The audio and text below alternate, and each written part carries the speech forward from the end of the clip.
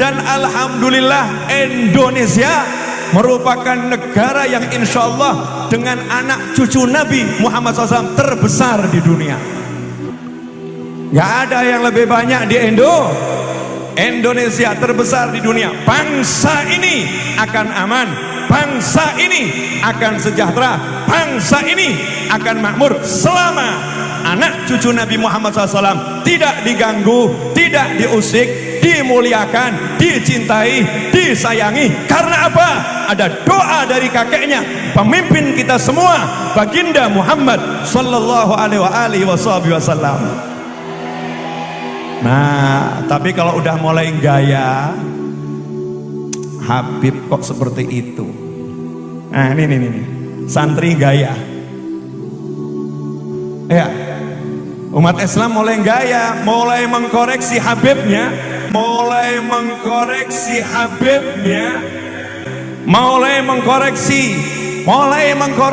ulama-ulama dari anak cucu Nabi Muhammad SAW. Orang yang seperti itu mirip dengan iblis.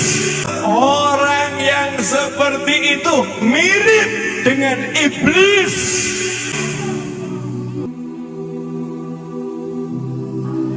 Mirip dengan iblis. Pangkatnya, ilmunya ditunjukkan untuk mengoreksi anak cucu Rasulullah, lupa. Kalau kakeknya mendoakan, siapa yang mencintai keduanya, cintai. Dan siapa yang menyakiti keduanya, aku benci, ya Allah, benci mereka. Mau pamer apa? Mau pamer apa coba? Makanya tolong semuanya sadar, jangan ikut-ikutan orang yang tidak mencintai keluarga Rasulullah.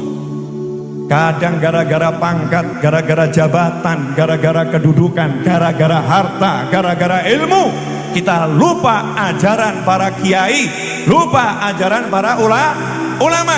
Bagaimanapun anak cucu Nabi, jangan komentar, cintai, selesai. Jangan komentar, cintai, selesai.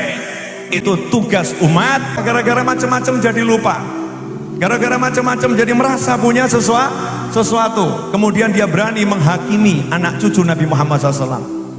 Dan jangan macam-macam dengan semua yang dicintai Rasulullah. Al ulama warathatul anbiya.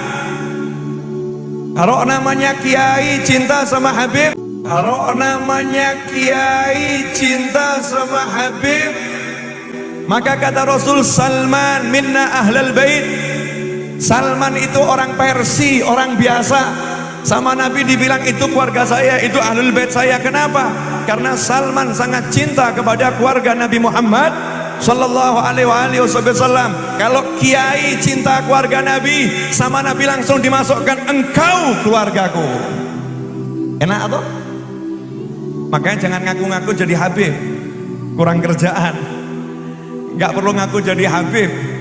Ya, cukup jadi orang yang cinta Habib. Cukup jadi orang yang cinta Habib. Nanti otomatis udah jadi Habib dalam pandangan Nabi Muhammad SAW. Meskipun nasabnya bukan Habib. Meskipun nasabnya bukan Habib. Jelas? Mohon maaf, ilmu yang satu ini sudah tidak banyak yang nyampaikan. Kalau kiai dulu disampaikan, digandeng anaknya, Habib Ambungen. Habib Ambungen. Berkah dunia akhirat, cintai Habib. Itu kiai dulu begitu. Kalau anak muda zaman sekarang, tontok se Habib sopo. Tontok se Habib sopo. Nok cocok gak apa-apa, gak cocok tinggal no. Kurang ajar iku Habib iku. Masya Allah. Na'udzubillah min dzalik. Jangan lupa, umat Islam di jagat raya sholatnya tidak akan diterima oleh Allah Subhanahu wa ta'ala. Meskipun sholatnya nangis sampai keluar air mata darah, kalau tidak mau mendoakan Habib. Kalau tidak mau mendoakan Habib. Allahumma sholli ala Sayyidina Muhammadin wa ala ali Sayyidina kama shallaita ala Sayyidina wa ala ali Sayyidina. Harus mendoakan keluarganya Rasulullah. Kalau tidak mau mendoakan keluarga Rasulullah, sholatnya tidak diterima oleh Allah.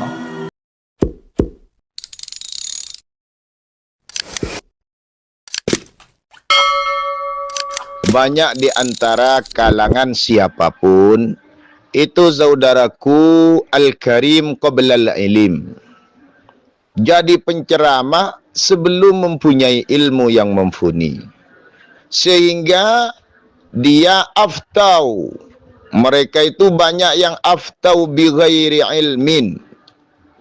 Kalau aftau bi ghairi ilmin, memberikan statement fatwa dengan tanpa ilmu, maka itu namanya dallu wa adallu, tersesat dan menyesatkan orang lain. Begini saudaraku, membaca solawat pada kanjeng Nabi Muhammad sallallahu alaihi wasallam saja di dalam tahiyat akhir itu ulama masih berbeda pendapat. Ada yang mewajibkan, juga ada yang tidak mewajibkan, hanya sunnah. Begitu. Yang mengatakan sunnah saja itu tidak wajib, bukan merupakan rukun min arkanis shalah, itu seperti mazhab Hanafi. Bisa dicek di Tabyinul Haqaiq jilid 1 halaman 108 karya Imam Az-Zailai. Juga seperti mazhab Maliki, bisa dicek di kitab Az-Zakhirah jilid 2 halaman 218 karya Imam Al-Qarafi. Nah, begitu saudaraku, apalagi membaca solawat kepada alin Nabi Muhammad sallallahu alaihi wasallam. Itu menurut jumhurul ulama sudah hukumnya sunnah. Bahkan menurut Imam Ibnu Hajar Al-Asqalani di dalam kitabnya Fathul Bari, dikatakan itu ijma' kesunnatannya. Begitu. Cuma saja menurut Imam Al-Baihaqi mengatakan bahwa dari kalangan Imam Syafi'i itu ada yang mewajibkannya. Itu seperti Abu Ishaq Al-Marwazi itu. Namun itu dhaif. Begitu saudaraku. Maka pada alin Nabi saja yang asli itu tidak wajib. Apalagi pada habaib yang nasabnya palsu itu. Sehingga itu tidak mengganggu kesahan sholat dan tanda-tanda diterimanya sholat. Tidak ada hubungannya dengan mendoakan habaib itu. Begitu saudaraku. Bahkan ini tidak disebutkan di dalam Sulam Taufik karya Bani Ba'alawi bahwa sholat itu harus mendoakan habaib, itu tidak ada. Begitu. Karena diterimanya sholat itu hak prerogatif Allah subhanahu wa ta'ala. Bukan haknya Novel Idrus yang ngawur itu. Novel Al-Idrus itu. Begitu saudaraku. Bahkan tanda-tanda sholat akan diterima apabila memenuhi 3 unsur. Yang pertama, memenuhi syarat rukunnya salat. Yang kedua, yang dimakan barang halal, tempat dan pakaiannya halal. Yang dibuat sesuci halal. Terus yang ketiga, khusyuk dan tidak ucup. Tidak sombong dengan karunia khusyuk yang diberikan oleh Allah tersebut. Itu sudah tanda-tanda diterimanya salat. Bukan harus mendoakan Habib Novel Al-Idrus itu yang ngawur itu saudaraku. Terima kasih.